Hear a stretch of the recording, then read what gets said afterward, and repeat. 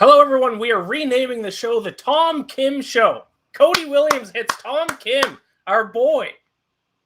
He Dude, has fan favorite. we've talked about him in the past few weeks leading up to him. I believe I made the first pick on him. I was off him this week, but you picked him to win. You didn't even take him top 20, top 10, top 5. He was your pick to win, 33-1. He wins the Wyndham Champion, 20 years old from South Korea, Tom Kim.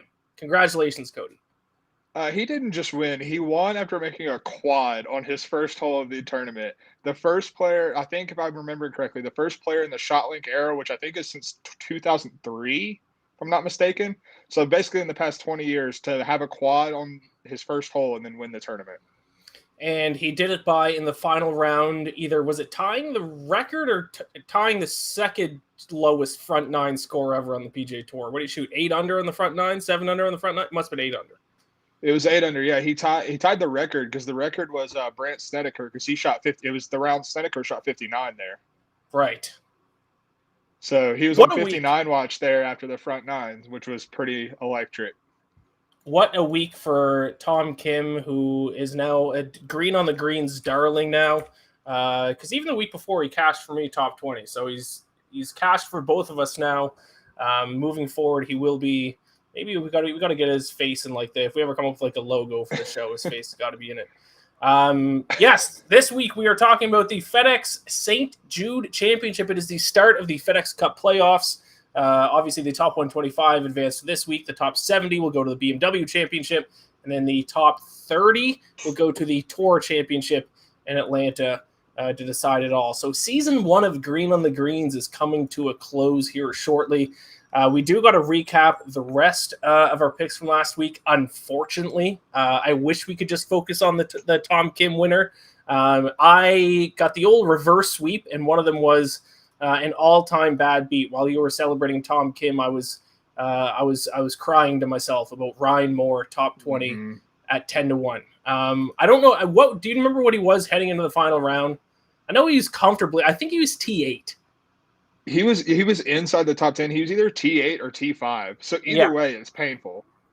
He was well inside the top 20, and he was inside the top 20 all week. And all week, I was looking at that pick. I was like, top 20, Ryan Moore, 10-1. I'm a genius. I'm the smartest golf handicapper of all time. Nobody else came out with that pick, and I only shot 2 under on Sunday. Finished T21, 1 stroke back from a 10-1 winner. Oh, it hurts. Tough. Oh, it hurts. So my other picks, missed cut, Taylor Pendrith, T13, so he clearly did not miss the cut. Ryan Moore, just mentioned, he finished 1 stroke back from top 20 for 10-1. Siwoo Kim was one of about 800 people who withdrew this weekend, but I think he withdrew in the final round. I forget who I had. Who would Webb Simpson? Webb Simpson top 5, and he withdrew, another withdrawal. And then I had Christian Bezadenhout to win, and he finished T47. So reverse sweep by me this week. Cody, you didn't hit much else, but if you're going to hit a 33-1 outright winner, then that's all that really matters, because you had Tyrrell Hatton to miss the cut. He finished T8. Adam Long to finish top 20. He withdrew. Mark Hubbard, I believe, top 10. He finished T61. Shane Lowry, top 5, T83. And then, of course, Tom Kim winner. I did see Shane Lowry was one of the guys who I think even flew. I think he was on a flight, left, found out he missed the cut when the cut line went down to 1 under, and then flew back. But all that was for naught because he finished dead last out of all the people who made the cut. So that was he should just withdrew like everyone else did. He really should have, because he didn't get his clubs till Wednesday. So if I'd have known that when I made the pick, I probably would not have made it. But here we are. So. But at the end of the day, you hit Tom Kim 33-1, so that even wipes out my losses. How about that? I'm going to take that as a team win. That's right. You can have some. I'll Venmo you a little scratch. So I believe in the history of the show so far this season, you've hit Max Homa as an outright and Tom Kim, I believe. Yes, sir. And then I do want to shout out one of your fill-ins while you were out, Savannah. She hit JT Poston at the John Deere Classic. There you go. So we do have a third one on there. Did I hit Fitzpatrick at the U.S. Open on this show, or did I just take him like top 5 that week? I know I bet on him to win. I don't know if he was an official show pick to win, though. I think you had him as a finish, but not as your outright. Yeah, I think so. I did also hit Cameron Smith at the Open, but I was gone, so that doesn't count either, unfortunately. Closest to the win. We had some debate about this. I've decided to be a good sport, and I will give you the win for closest to the win last week. I had Ben Martin. He missed the cut. Hayden Buckley made the cut, but then withdrew. So he did not tee off in round 3. But since my golfer did not even make the cut, I'll count that as a win for you. And Cody is frozen. He's so overjoyed that I decided to give him the win for closest to the win that he froze with a big smile on his face. I gotta say, out of all the times that people freeze in live streams, it's usually like a pretty ugly freeze frame. Look at him; he's got a nice smile on when he froze. All right, so I'll just keep going. I assume Cody will probably come back here at some point. I might just be looking at a smiling Cody for the rest of the show. So I did decide to give Cody the win for close to the win. That gives him the 4-3 lead with 3 events left to go. If you haven't watched earlier episodes, closest to the win is we both pick a golfer that is at least 150-1 odds or longer. So a complete off-the-board long shot. Whichever of our 2 golfers that we choose finishes higher up the leaderboard gets a point. And then at the end of the FedEx Cup playoffs, the loser has to pay for a round of golf for the winner. So we have been doing this since about, I believe, April. And he has a 4-3 lead. We were tied 3-3 heading into last week. I'll give him Hayden Buckley, even though he withdrew, because he did technically make the cut. And I think we have Cody back. Sorry about that. Internet decided a really poor time to crap out on me. I'll say it was a good freeze frame for you to freeze on. Your is a nice big smile while I was saying that I was giving you the win on Hayden Buckley. So closest to the win, you're up 4-3. As long as your internet holds up, give me your closest to the win pick for the FedEx St. Jude Championship. Yeah, so for closest to the win this week, I'm going with Ches Reavie. And honestly, it's a combination of recent form and his history at this place. He arguably has the best course history at TPC Southwind of anyone in this field. He didn't play in 2021, but he played the 4 years prior, and he went T6, T27, T6, and T4. So that's 3 top 6 finishes in his last 4 starts here. And he's also playing well. He's made 4 of his last 5 cuts, which included a win, a T8, and 2 top 50s. And when you're talking about, a course where you need to be semi-accurate off the tee, he's one of the most accurate drivers on the PGA Tour, and his approach play has been spiking recently. So I really like him at 200-1 or what his odds are this week. I really like him to have a strong finish. He's not my top 20 pick, but I am going to be playing him at plus 450 for a top 20 as well. So I really like this pick. So there you go. Ches Reavie is Cody's closer to the win pick for this week. I'm going to go with Russell Knox, who is 300-1 to win. If you're talking about a course where you need to be good with your irons, you're not going to find anyone better at 300-1 than Russell Knox. He's actually 3rd on tour in greens and regulation this season, 29th in approach. Now, putting usually kills him. Hasn't been lately, though. He's actually in 3 straight starts. He has been actually gaining strokes putting on the field, and he's improved his finish in those 3 straight starts each consecutive week as well. T42 finished at Scottish Open, T37 at Rocket Mortgage, and T21 at the Wyndham. So trending in the right direction, a fantastic ball striker, and a guy whose putting might finally be turning a corner. So Russell Knox, 300-1. I was also, I'm not going to bet on him to win. I was looking at a top 40 at a sportsbook, though. I know we don't usually talk about top 40, but I think he was like plus 220 to finish in the top 40. I like that quite a bit too. Oh, absolutely. Russell Knox has quietly been playing some really good golf. I looked at him as well, so I think it's going to be a good showdown because I think both these guys probably make the cut, and it's just whoever finishes higher, which we don't see a lot in this competition. Yes, true. Usually it's just whoever makes the cut out of our 2 guys is usually good enough for the win. All right, before we actually give out our actual bets for the FedEx St. Jude Championship, talk to me about the course a little bit, Cody. What are you looking at to handicap? I know you brought up driving accuracy when you're talking about Ches Reavie. Is that the main thing you're looking at? How are you kind of attacking this course from a handicapping perspective? So driving accuracy is sort of part of it, but it's not like Wyndham last week where, it's all about driving accuracy because it's such a short course. This is a bit of a longer course, not like terribly long by any stretch, but it's more about good drives, and there are stats out there for good drive percentage, and that's what you're looking for this week because the rough can be troublesome. But more importantly, what I'm really looking at is overall tee to green play, because that's been the sticky stat for this course throughout its history. I mean, we've been playing at TPC Southwind for a very long time, and tee to green play is always very, very crucial. This is contradictory to some of my picks, but around the green play can be a little important here. If you're not dialed in with like if you miss the greens, it's tricky because you're in the Bermuda rough yet again. So that's something to keep in mind as well. But most of all, it's just tee to green play. So I'm looking for ball strikers. Yeah, no, it's certainly not a course that we can really narrow in on a couple of stats like we kind of could last week. General tee to green, recent form is something that I'm looking at quite a bit this week.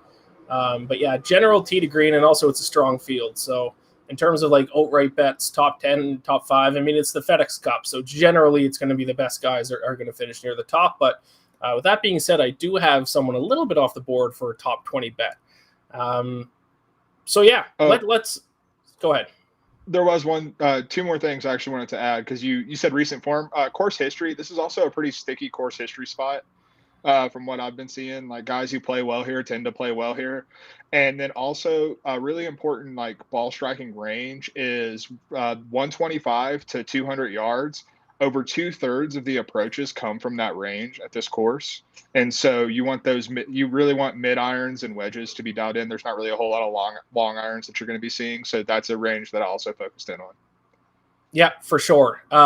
Just a reminder for those watching on Twitter, head over to YouTube. If you have any questions or if you have any picks, let us know in the live chat and we can certainly discuss them. But let's get into our best bets for the FedEx St. Jude Championship. As always, we're going to start with miss the cut. Who is your pick to miss the cut this week? So against my better judgment, I'm picking a guy coming off back-to-back wins to miss the cut, and that is Tony Finau. But I promise I'm not trying to just be contrarian here, but honestly, a lot of it comes down to course history, and he has not played well at TPC Southwind in his career.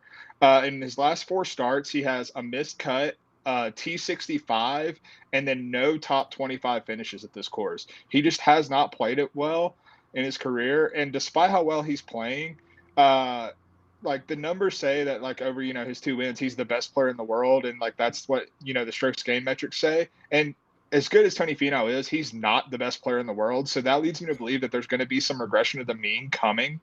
And so I think that we could see that in an event where he doesn't need to play well to make it to the BMW, to make it to the Tour Championship. He doesn't need that. So at an event where he really doesn't have that much reason to play well, and that he hasn't played well at this course before, I'm taking a little bit of a risk. I saw plus 350 odds on him to miss the cut, so I'm going to put a little sprinkle on that for him to do that.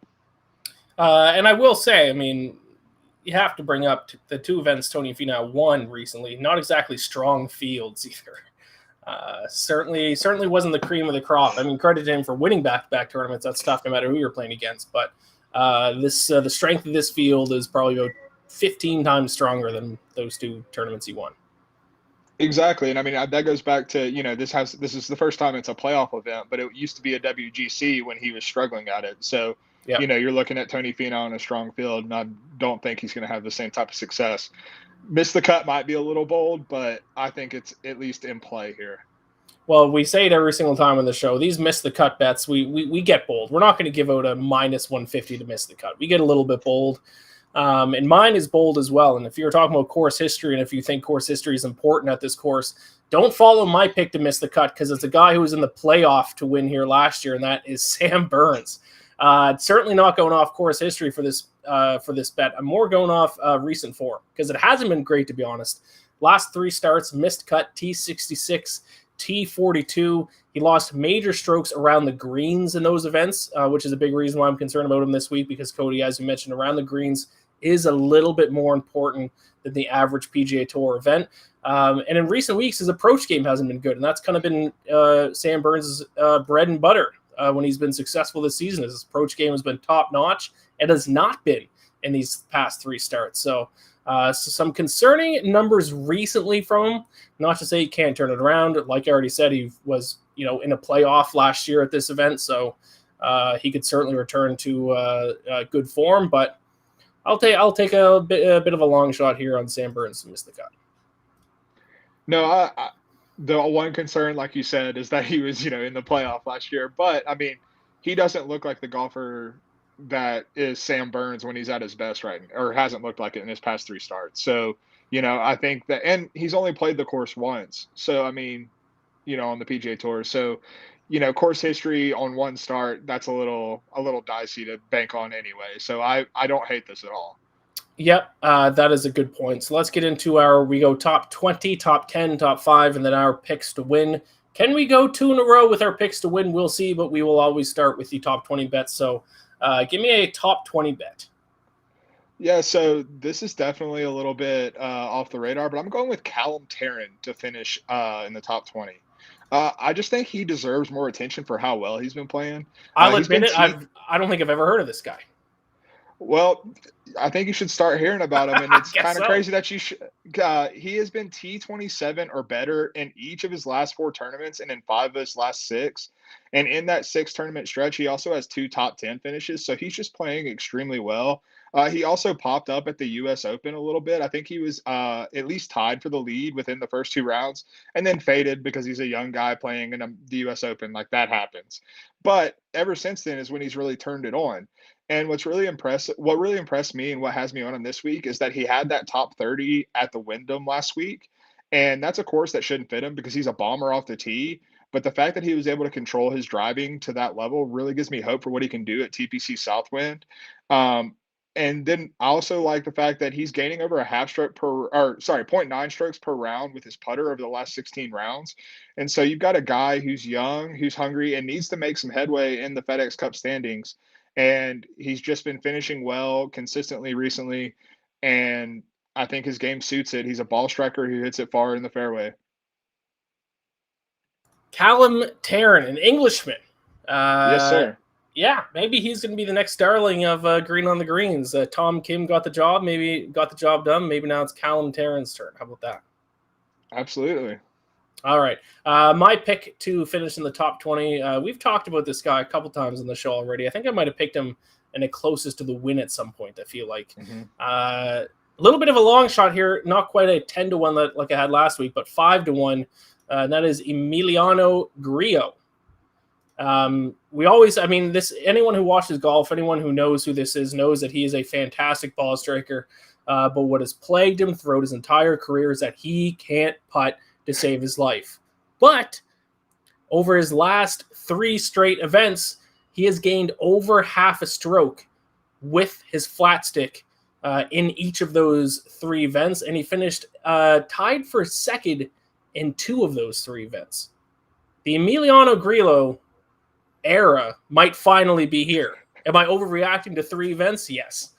But I've been waiting like 6 years for this guy to be figure out his putting a little bit and become a top guy on tour. Two T2s in those last three starts. His putting's getting better, maybe. I mean, I love this pick for you. I mean, getting plus 500 at him to finish just in the top 20 with the way he's striking the ball too. Like, yeah, the putter has been better. That's probably coming back to earth and a little bit of overreaction, but his ball striking has also been incredible, even better than like his normal pedigree. So like I think you're getting tremendous value on a player who's playing really well right now. Yes, that's a good point. Because actually, early in the year, he uncharacteristically wasn't striking the ball that great compared to his career average. But he has now come back around in the past little bit. It's slightly above his career average for ball striking numbers. So top 25 to 1. I'm willing to take a shot at that. Couple of long shots for top 20. I like it. Yeah, I after missing the 10 to 1 last week, I'm addicted to kind of going off the board for these top 20s now. All right, we're moving down to top 10. Give me your top 10 pick for the St. Jude Championship. Decisively not a long shot. I'm going with Justin Thomas to finish inside the top 10. Iain, you can go ahead and make your little square motion that you like to make whenever I do something like this. But I really don't care. I'm getting close to plus 200 for Justin Thomas to finish in the top 10 at a loaded field, and I absolutely love that. His last 2 tournaments haven't gone great, but his last 3 trips to TPC Southwind have resulted in T26, a win, and a T12. And when you really look at his game and his pedigree, that's because, like I said, this is a tee to green course. That's what you're going to need, and that's what Justin Thomas does. He strikes the absolute hell out of it with his irons and his wedges, and I think that it's a positive that he hasn't played since the Open. I think he's getting his head right for this stretch run in the playoffs. And I think we're going to see the Justin Thomas that we know can compete in any tournament pop up this week. And if I'm getting close to plus 200 for just to him to be on the first page of the leaderboard, I'll take that all day. Yeah, I'm not going to trash that pick too much. I would say if there's one concern about that pick, it's obviously his driving accuracy. When he's not dialed in, that's what kind of seems to go awry is his driving accuracy, and it's going to be tough to finish in the top 10 if you're not driving, if you're not hitting fairways here. But like you said, course history, he's done it in the past. I'm sure he can do it again. Yeah, and I will say when he won in 2020, I think it was, he was actually like pretty terrible in terms of driving accuracy, and he still won. So, like, that gave me a little more confidence looking back at that and seeing that, because that was also a concern about it. But when I saw that, I was like, okay, then, you're going to give me plus 190 at this. I'm going to take it. All right. I like it. Justin Thomas, top 10, plus 190. No more long shots for me down the rest of the way here either. I mean, like I said earlier, it's a FedEx Cup event. It's mostly going to be the top guys. Because, I mean, these tournaments might not have the prestige of the majors, but this is where they win the big monies in the FedEx Cup playoffs. So top 10, I'm going to go with another guy who's been very hot lately. His entire country has been hot on a little hot streak, and that's Sungjae Im.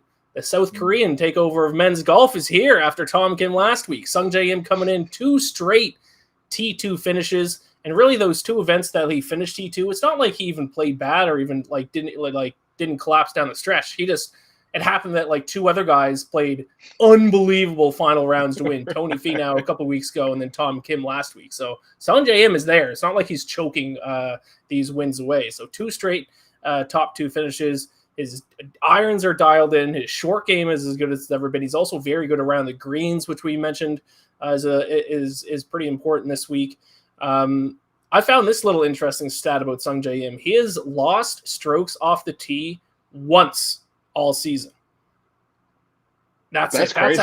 That's how consistent he is off the tee. And that the one time he did was at the Players Championship. He lost minus 0.14 strokes off the tee. And I think, if memory serves me correct, he was on the bad side of that. You know how Players Championship was like flipped that way? Like if you had a bad draw, you're just screwed. So outside of that weird Players Championship, he has gained strokes off the tee every single start, which I think is just speaks to his consistency off the tee. Also, this is completely not related whatsoever, but tinfoil hat here. Remember what event he won earlier this year? Not a clue in the world. The Shriners Hospitals for Children Open. Now we are the St. Jude. Okay. Hey, when it's a little charity for the children, maybe Sungjae Im comes out. Well, if I'm gonna play a little devil's advocate for this pick, it goes back to the course history thing that I was saying. He has not finished inside or better than T35 in his 2 starts here. And I understand that his game should fit, but sometimes what makes logical sense doesn't really work out. And so that would worry me a little bit. And also maybe he prefers Shriners to St. Jude. Maybe he's making a statement. I don't know.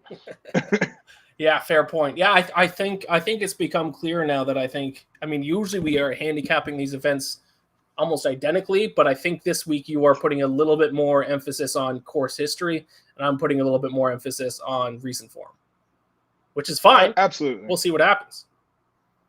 Yeah, and I mean, I'm not gonna trash Sungjae Im. Like he's obviously very, very good and could easily finish in the top 10 here. So yeah, I'm not getting too crazy with it. Just top 10, no top 5, or I might sprinkle on him to win. But yeah, we'll see. So there we go. Top 10, Sungjae Im for myself. Give me your top 5 pick. Going back to the well with Rory McIlroy for my top 5 pick.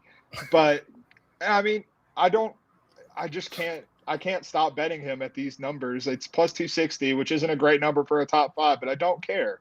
I mean, we're talking about tee to green play this week, like I said, and no one in the field has been better this season tee to green than Rory McIlroy. He's been the best tee to green player in the entire world, and it feels like he's just getting better every time he comes out. And then on top of that, everyone wants to throw out, he's motivated by this live golf stuff. And I think that noise is just too great to ignore. And now we have the lawsuit throwing in there, and we're getting into the FedEx Cup playoffs where he traditionally plays really well. And I just think that he's primed to keep playing as well as he has tee to green and really tear up this course.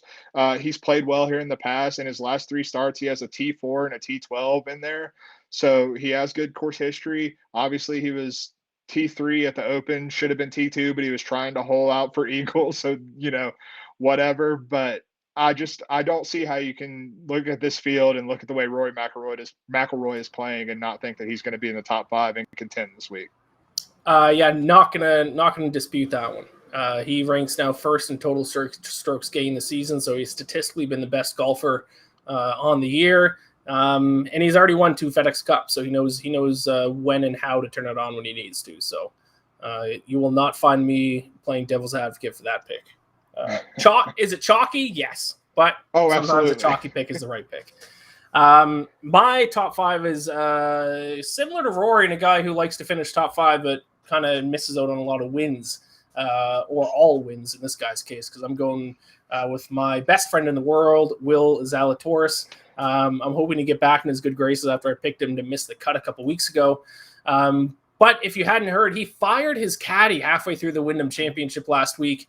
But we have actually seen in the past caddy changes make an immediate impact for the better for golfers. And his old caddy was his, I don't know if it's a childhood best friend, but the articles I was kind of reading was that it's not like this seems to be an upgrade in terms of like caddy ability, the guy that he went to. Mm-hmm. I think that's that's what I understood as well. Like, it was more like his previous caddy was a personal relationship, and this is more professional. Yes, which I think will go a long way for him. If you want to talk course history, he does have a T8 here in his only start here last year. And if it's a ball striker's course, there's no better ball striker on the PGA Tour right now than Will Zalatoris. So I thought about making him my official pick to win, but I'm just not going to fall for that trap for the millionth time. So I'll just take him top 5 plus 550. Yeah, I mean, I think he kind of falls into the same category as Justin Thomas, as long as the driver's not too crazy, because he belts it, but he can get a little squirrely with it. But I mean, as long as he's not like off the planet, I think he's going to be fine and in contention. So I can't argue with this either. All right. So now the moment everyone has been waiting for, our pick to win the FedEx St. Jude Championship. Can we go 2 in a row? We had Tom Kim last week. Are you back on Tom Kim this week? Is he going back to back? That'd be wild if he went back to back. It would be, especially since this is going to be his 7th tournament and 7th week in a row playing. Like, the fatigue factor's got to sit in. I don't care if he's 20 years old. That's a lot of golf, man. Yeah. No, I am going with Victor Hovland, another one of my guys, and I'm setting myself up for heartbreak again. But I just don't care. If we're talking about a course where great tee to green game is required, then I'm going to a guy who his DNA is that of a ball striker. He hits it far, but accurately off the tee. He doesn't tend to get that squirrely with his driving, and his irons and wedges are some of the best in the PGA Tour. I mentioned earlier that 125 to 200 range is very crucial here. From 125 to 150, he's top 5 on the PGA Tour this year in proximity. And then he's inside the top 100 from 150 to 175, but then you go 175 to 200 and he's in the top 10 again in terms of proximity. So he really thrives in that really crucial range for where you're going to be hitting your approaches from this week. So I love that from him. This is kind of the outlier for my course history reliance this week, but he has 2 starts that have both seen him finish outside the top 35 at TPC Southwind. But over those 2 starts, he's lost 6.5 strokes combined putting. And this year he's having his best strokes gained putting season. So I think, at the very least, he's not going to lose, 6.5 strokes putting. And I understand that the around the green play is obviously what you're going to bring up to play devil's advocate, because he is absolutely atrocious when it comes to around the green as long as he's not playing St. Andrews. But I think that we haven't seen him play a whole lot except for the Scottish Open and the Open Championship recently. And in the Scottish Open, he didn't have his clubs, so he had to use a replacement set of clubs that he started using on Wednesday. So I'm throwing that out of the way. And we saw him finish T4 at the Open and get back to his ball striking. Frankly, I don't think he's going to have to use his around the green play that much. I think he's going to be dialed in. I think he needs to make a move in the FedEx Cup playoffs, and I think he's about to show that he is among the elite players in the world, and so I have him at plus 4,000 to win this week. All right, I don't even need to play devil's advocate because you already did it for me. I was ready in the waiting to I had the stats up and everything. I was coming at you with his around the green numbers.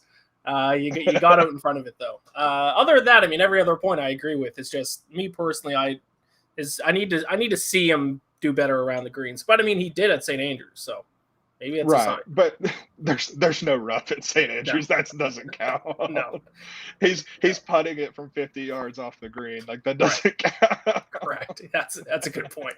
All right, Victor Hovland, 40-1. I mean, it's a pretty good price for one of the best ball strikers on the PGA Tour. I mean, if he can just dial in those chip shots, he'll be right there for sure. All right, my pick to win. I am going with Old Faithful, the guy who has already won for me once this season, and that is Matt Fitzpatrick. Let's go back to the old well with Matt Fitzpatrick. I don't know why he's at 22-1. He won the U.S. Open. He's still second on the PGA Tour in total strokes gained behind only Rory McIlroy. If there is a weakness to point out of his, it's his distance. I think he's like 87th in driving distance, but that's not going to really hurt you at TPC Southwind. Also, if you want to talk about course history, finished 4th here in 2019, 6th in 2020. So he's performed well at this course 2 years in the past already. He's still playing the best golf of his career, in my opinion. Like I said, still ranked second in total strokes behind Rory. I don't know why he's 22-1. In my opinion, he should be like a top 3-4 guy on the odds list here. No respect for Fitzy. So I'm actually going to play a little devil's advocate here because I looked back at, so you know me, we have talked about it. We both really like where Fitzpatrick is this year. We both bet on him a ton. Yes. But when you look back at the success that he had at TPC Southwind, it was all with the putter. He putted the lights out of it. And that's not a sustainable recipe for success if someone's just going to put the lights out of a course. And the one concerning thing I've seen about his play, even with, the U.S. Open win, his, decent finishes at the Open and the Scottish Open as well, is his approach play has not been where it was earlier in the season. I think he's only gaining like 0.3 strokes per round, which would put him like outside the top 40 in this field in terms of strokes gained approach. So that would be my concern about him winning. I think he's playing well enough that I think he's going to have a good finish, but in terms of an outright, that's what would really concern me. I agree with the approach play. His approach play is not where it has been. At the Open, like it was even. He didn't lose or gain strokes with his approach. I'm seeing it now. He's gaining strokes with his approach, but not a whole lot. But I think he can still putt the lights out like he did in past years here. He still is ranked 33rd on the tour in strokes gained putting. So it's not like he's a bad putter that just happened to putt well at those past events, though, either. True, absolutely, and that's a fair point, and he can get hot with the putter. So I'm not completely like telling you don't make this bet or anything like that. He's too good of a player for me to ever say that, but that would be my concern going into it for sure. Coming after my boy Fitz, pissing me off. All right, so there you have it. We are going with a couple of Europeans who in the first round in the first round of the FedEx Cup playoffs. You got Victor Hovland 40-1. I got Matt Fitzpatrick 22-1. Since it is the start of the FedEx Cup playoffs, we won't spend too much time on this, but let's give out our picks to win the FedEx Cup. Obviously, if you're new to this, it is 3 rounds. Top 125 are competing this weekend. Top 70 after this weekend advance to the BMW Championship. Top 30 after that advance to the Tour Championship. And then they start the Tour Championship a certain amount of strokes under par, depending on where they rank in the standings heading into the final week. So this is a new format. That's I think 3 years they've done it like this, where they start a certain amount of strokes under par. I think it's 3. Right, yeah. Because they want to avoid what happened when Tiger Woods won the tournament, the Tour Championship, but Justin Rose won the FedEx Cup because nobody cared that Justin Rose won their season-long big money event, and nobody gave a shit because Tiger Woods won they had 2 separate trophies back then, one for the event, one for the season. So they changed that, so now it's just all one. Yeah, and I mean, I think that's probably the smart way to go about it. I mean, it does look stupid to crown a winner of the tournament and then be like, oh, here's your other trophy and the $15 million, but no one cares. Right, exactly. So it's probably a smart move by them, and I think the new formats worked well the past 3 years. So you have to keep that in mind when trying to choose a winner. I've actually looked. I don't think sportsbooks offer odds. Have you seen any odds out there for like odds to win the FedEx Cup, the whole thing? I have not, and strange. I don't know why. Yeah, weird. So if there were odds, I mean, you can assume what the odds would be relative to where they stand in the standings and in the final week. Who would you bet on right now to win the FedEx Cup playoffs? I think my first inclination, shocking no one, would be Rory. Right now he's 6th in the FedEx Cup standings, so he's already going to be in striking distance, and I think he's going to turn it up. Like I said, I have him for a top 5 this week, so that's going to vault him up in the standings a little further. And then I think he probably plays. I mean, he's going to play decently at the BMW, so he'll be right in that range. And then his history at Eastlake is phenomenal. He plays Eastlake; it's one of his best courses historically. So I think with where he is in this range, I think that's a really, really good bet. Yeah, that was the name I was going to say, Rory. That's why I didn't argue too much against their top 5 bet.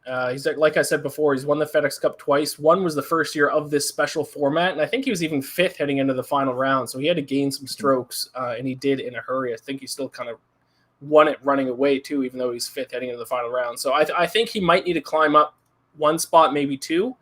But yeah, I mean, his first in total strokes gained. I'll throw another name at you though, and that is my beloved Xander Schauffele, who I shouldn't say beloved anymore because I've been betting on him my entire betting career until this year, and then he won like 3 events as soon as I stopped betting on him. But he won before the format change when it was just the Tour Championship. I'm trying to bring up his course history right now because I think he has a fantastic course history at Eastlake as well. Yeah, so Eastlake at the Tour Championship, 1st, 7th, 2nd, 2nd, 5th. So 7th or better all 5 times at Eastlake. So if he can gain a couple points here and maybe be in the top 5 in the Tour Championship, I think Xander Schauffele could get it done as well, and he's been hot lately too.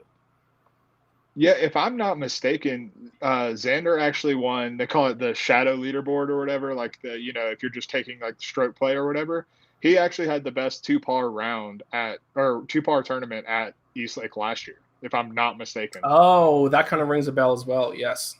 So, but he was just too far back, had too much ground to make up. But right. I mean his history at Eastlake is incredible. Funny enough, I was at Eastlake in 2019 for the first year of this tournament or of this format, and I believe it was the 3rd round after a rain delay. Xander Schauffele and Rory were playing together. I walk onto the course, and I think it's either 8 or 9 is that really long par 3 with the green that slopes back to front. And I watched Xander Schauffele hit a hole-in-one as the first thing I saw on the course that day. Wow. So, yeah. So Xander Schauffele at Eastlake is a very special thing. He's right up there with Rory in terms of course history. So that was actually, if we were going to, if you were going to give me a chance to say another name, that's who I was going to say. So there you go. I don't think you can bet on it out there. Maybe you can find some odds. I certainly couldn't, but we would recommend taking a look at Rory McIlroy and Xander Schauffele, and you can probably get decent odds because Rory is 6th, and I think Xander right behind him in 7th heading into this week, I think. No, Xander's in 4th. Oh, Xander's all the way up in 4th, so there you go. Yeah. So he'll probably be within reach no matter what happens, as long as he gets some points the next couple of weeks. But there's our show for this week's FedEx St. Jude Championship. RIP to the Northern Trust. Big rip. We're gonna miss you. I actually like that event better than like at TPC Southwind, to be honest. It was a good. Wasn't that the one where DJ went crazy low, and then Scotty Scheffler had a 59, and still didn't even sniff DJ? I believe so. It was like a really overcast tournament. It was like really gross out, but the soft conditions, like dudes just tore it up. they switched it every year from being, I think, TPC Boston to Liberty National. Last year was Liberty National. Tony Finau beat Cam Smith in the playoff, and I remember that because I had a note right on Cam Smith, and he yanked it OB in the playoffs. So tough. Fun times. Cam Smith made up for it at the Open this year for me. But there you have it. That is our show. Any final thoughts, Cody? Any other golfers you want to bring up with 1 minute left? I will say don't fade the live guys, even though you don't like them. Like Cam Smith is probably a good bet most of these weeks in this tournament, even though it seems like he's officially going to live now after the FedEx Cup playoffs. But that'd be my one betting tip is just because they're live guy, like, you know, they're guys who might be going to live, don't fade them because you dislike them. Correct. Because actually these tournaments will be right down their alley where it's just all about the money anyways. So exactly. There you go. So that is our show. Thank you all for watching. If you're watching this on YouTube, like and subscribe. Please. I hear if we get 50 subscribers, I hear Cody's going to hit another outright. So it's a guarantee. Thank you all for watching. Best luck with your picks this weekend. Enjoy the event. We'll talk to you next week for the BMW Championship.